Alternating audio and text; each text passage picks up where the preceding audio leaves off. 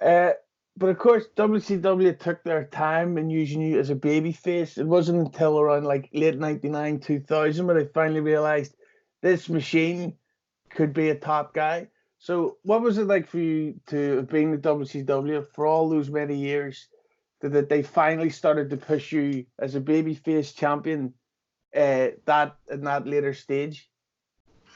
This is the thing on that too. I really don't believe, as far as me just being a straight up baby face, that I'm that productive.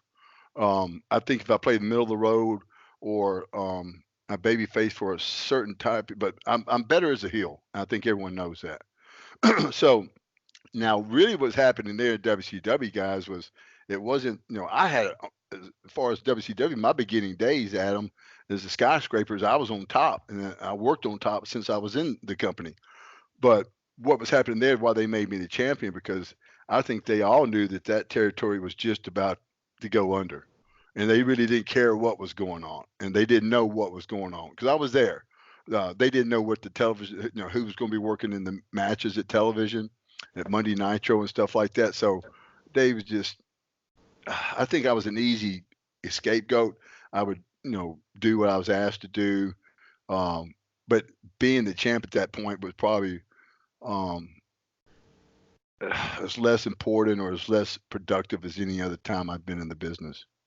Well, at this time in the business, the new sort of thing that's popular apparently is AEW. But the big criticism they keep getting is that their whole roster looks exactly the same. You're one of the most visually terrifying people ever. I'm only seeing a small window, and I've got a sweaty back. So, what's your take, Sid, on the AEW roster and their lack of big, absolutely terrifying people such as yourself?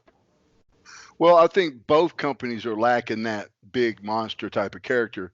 But this is what me and Rob have talked about this, and people have asked us on our podcast and other podcasts this question. And I just saw for the first time, I don't know what it was, if it was a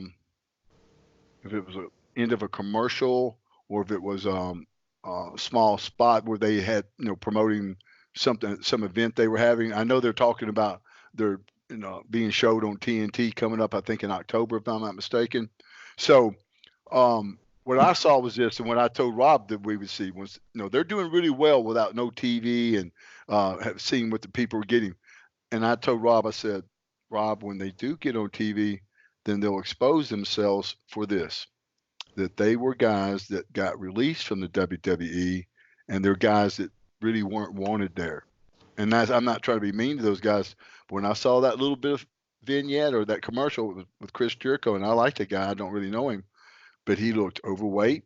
He looked really white for whatever reason, and it just didn't look good. So I think I'm going to be right on this. Once they do get on TV and they do get seen for the first time, I think the things they're going to do is going to expose them for what they are not.